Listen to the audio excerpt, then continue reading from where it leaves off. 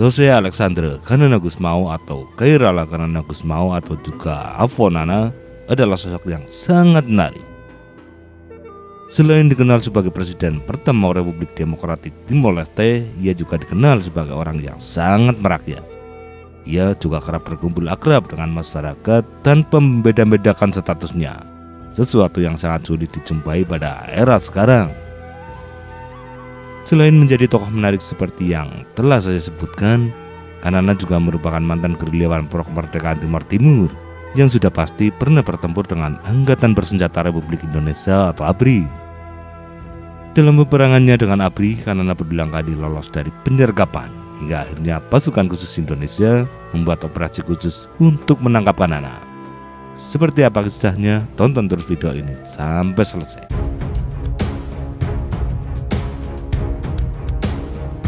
Dalam kurun waktu tahun 1975-1979, militer Indonesia berhasil membuat kelompok perlawanan tercerai-berai dan nyaris hancur. Kerugian pasukan pro kemerdekaan semakin parah dengan tewasnya Nicolau Lobato yang disergap oleh pasukan ABRI. Sepeninggal Nicolau Lobato dan mengendurnya perlawanan, pada tahun 1980 Kanana membentuk gerakan bawah tanah dari Mehara Los Palos hingga ke seluruh teritorial nasional yang bertujuan membangun kembali kekuatan melawan pasukan ABRI. Dan pada tahun berikutnya Kanana mengadakan konferensi nasional di Lakluta dekat Pegunungan Maupe, distrik Bikeke tanggal 1 hingga 8 Maret 1981. Konferensi ini berhasil mereorganisasi kembali Fretilin, termasuk pembentukan Dewan Revolusi Perlawanan Nasional atau CRNN. Pada tahun itu pula, ABRI meluncurkan operasi Kikis atau Pagar Betis yang melibatkan 4 angkatan dan juga relawan sipil. Ribuan orang membentuk pagar bergerak bersamaan dari pantai utara hingga pantai selatan. Tidak seperti saat menghadapi DITI Jawa Barat yang berhasil dengan gemilang, operasi pagar betis di tim-tim justru mengalami kegagalan. Gerilyawan tidak hancur dan bahkan Kanana lolos dari sergapan. Parahnya Indonesia dirugikan dengan banyaknya kematian dari sukarelawan sipil, yaitu akibat kelelahan, kelaparan, dan juga eksekusi karena terdeteksi membantu pelarian gerilyawan. Tapi walaupun operasi Kikis gagal mencapai tujuan, namun berhasil mencerai-beraikan pasukan Fretilin. Memasuki tahun 1983 atas gagalnya kampanye penghancuran perlawanan, pihak Indonesia mulai membuka dialog dengan para gerilyawan. Gubernur Tim-Tim dan Komandan Korem 164 Wiradharma Kolonel Purwanto berhasil berunding dengan Kanana di Larikutu Osu-Bikeke tanggal 20 Maret 1983. Hasilnya adalah gencatan senjata selama beberapa bulan, dan momen ini dimanfaatkan oleh Kanana untuk mengorganisir pasukannya yang tercerai-berai. Setelah beberapa bulan gencatan senjata, pada bulan Agustus 1983, ABRI meluncurkan operasi Sabu Bersih. Kanana menjawabnya dengan seruan serangan frontal dan pembelotan sukarelawan Indonesia dari Hansip, Wanra, dan Rati. Akibatnya pada tahun itu hingga tahun-tahun berikutnya konflik dan kontak senjata semakin meningkat sehingga memperburuk keadaan Timor Timur. Serangan gerilyawan juga semakin intensif. Bahkan pernah dalam 1 bulan ABRI kehilangan 35 orang. Dalam perkembangannya, Kanana berhasil mendirikan Dewan Nasional Perlawanan Maubere atau CNRM dan membuat UDT yang awalnya bermusuhan bersedia bergabung. Ia juga mendirikan kelompok tempur klandestin sekaligus membebaskan Valintil dari sayap militer partai yang kemudian menjadi Angkatan Bersenjata Pembebasan Nasional. Di kalangan pelajar, Fernando de Araujo juga membentuk Renetil untuk mendukung kemerdekaan yang secara langsung membuat jumlah anggota pro kemerdekaan semakin meningkat. Namun walau dukungan kemerdekaan telah meningkat tajam, gerakan Kanana sempat terganjal oleh aksi upaya kudeta dari pasukannya.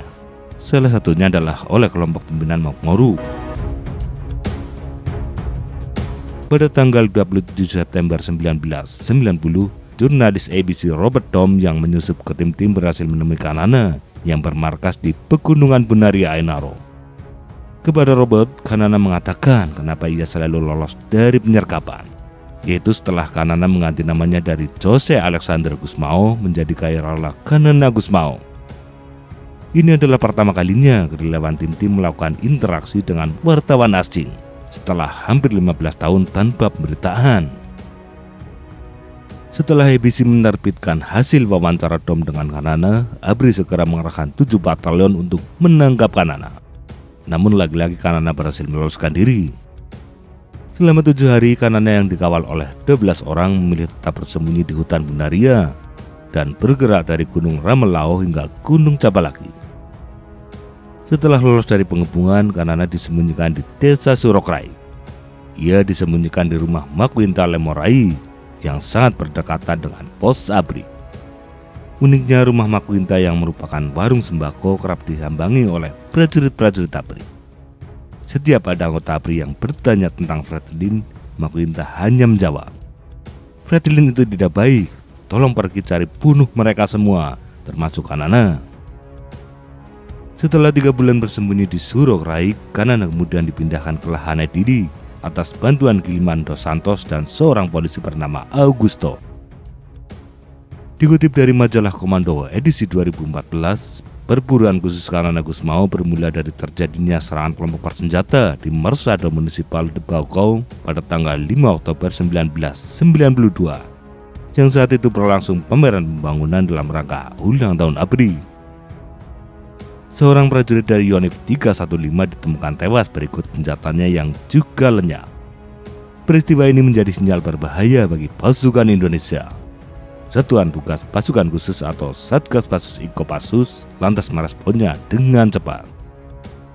Di bawah pimpinan Letnan Kolonel Mahidin Simbolon, Satgas Pasus Ik mulai bergerak dengan kekuatan 8 perwira, 12 bintara, dan 2 tamtama.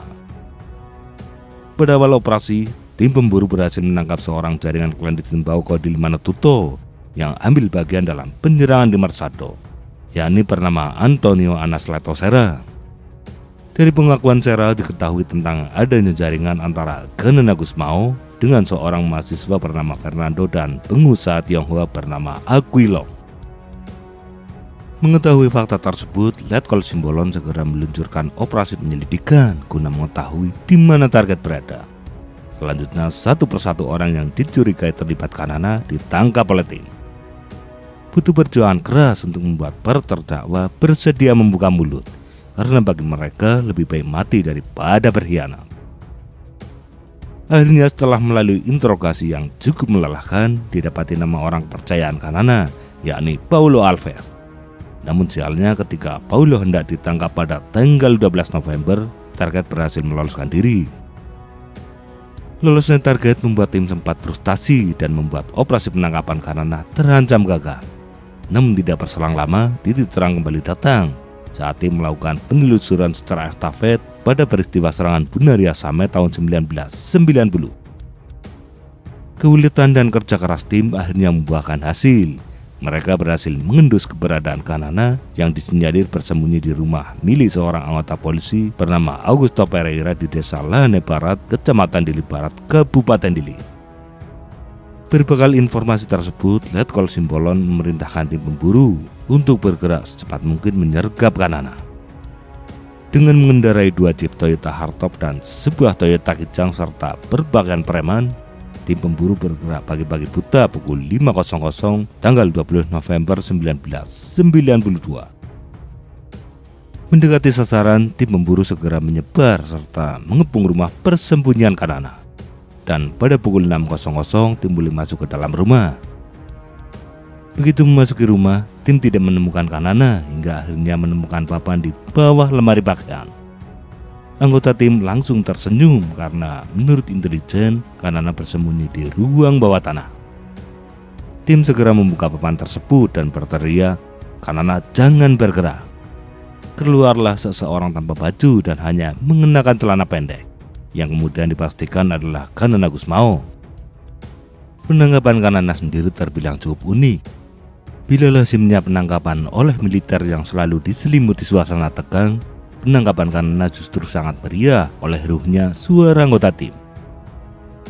Setelah memeriksa sebentar, tim pemburu kemudian membawa Kanana kepada Panglima Komando Pelaksana Operasi Tim-Tim Brigjen Theo Savei, yang dilanjutkan dengan pelaporan kepada Panglima ABRI Jenderal Trisutrisno. Pada saat itu, pihak Indonesia menuntut Kanana untuk menandatangani 3 poin penting yang nanti akan disiarkan melalui TVRI, yaitu mengaku bersalah atas tindakan makar pemberontakan terhadap pemerintah RI, meminta maaf atas kesalahannya, dan terakhir menyatakan pro integrasi dengan NKRI. Dengan tegas Kanana menolaknya dan memilih mati daripada membubuhkan tanda tangan. Pada keesokan harinya, petinggi ABRI termasuk Panglima ABRI terbang dari Jakarta menuju Dili untuk melakukan inspeksi atas keberhasilan penangkapan Kanana sekaligus untuk bertemu Kanana secara langsung. Dengan tertangkapnya Kanana, operasi perburuan ABRI secara resmi telah berakhir, yang sekaligus membuat Kanana berhenti memanggul senjatanya.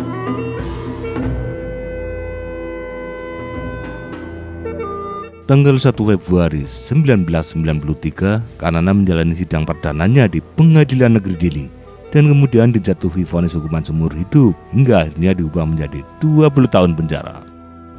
Kanana dijerat dengan pasal konspirasi, subversi, dan kepemilikan senjata api ilegal. Setelah vonis dijatuhkan, Kanana dipenjara di Blok M, kamar 4, LP Cipinang, Jakarta, dan baru dibebaskan pada tanggal 7 September 1999. Ketika di LP, Nana sempat menjadi juragan tanah dan berternak relay bersama Tapol Indonesia. Selain itu, ia juga sangat aktif di sepak bola penjara. Pada saat pembebasannya, Kanana secara teratur dikunjungi oleh perwakilan PBB, termasuk tokoh internasional seperti Nelson Mandela. Ia sekarang memiliki pekerjaan besar di depan mata, yaitu melangsungkan pemilihan umum, mendamaikan kelompok yang bertikai, mengatasi krisis pangan parah, dan membangun kembali negaranya yang hancur berantakan. Akhirnya setelah 20 tahun berkonflik melawan Indonesia, Kanana Gusmao terpilih sebagai Presiden pertama Republik Demokratik Timor Leste periode 2002-2007. Pada tahun 2011, Menteri Pertahanan Indonesia Purnomo Yuskiantoro bertemu dengan Kanana dan menyerahkan barang-barang pribadi sewaktu menjadi tahanan di LP Cipinang, termasuk senapan yang menjadi alat bukti pengadilan. Hingga hari ini, Kanana tetap menjalin hubungan baik dengan tokoh-tokoh Indonesia. Di antaranya yaitu mendiang mantan Presiden B.J. Habibie, mantan Presiden Susilo Bambang Yudhoyono, mantan Wapres Tri Sutrisno, dan sederet tokoh lainnya. Dalam suatu kesempatan, Nana pernah berkata jika bukan karena Habibie, mungkin ia hanya akan menjadi penjual es batu di Tebet.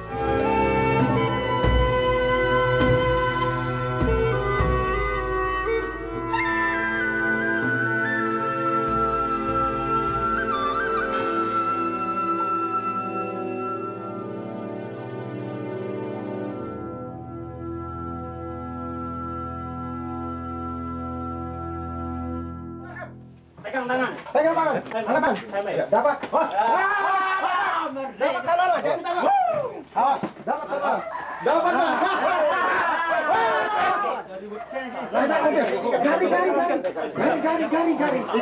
Gari. Ikat.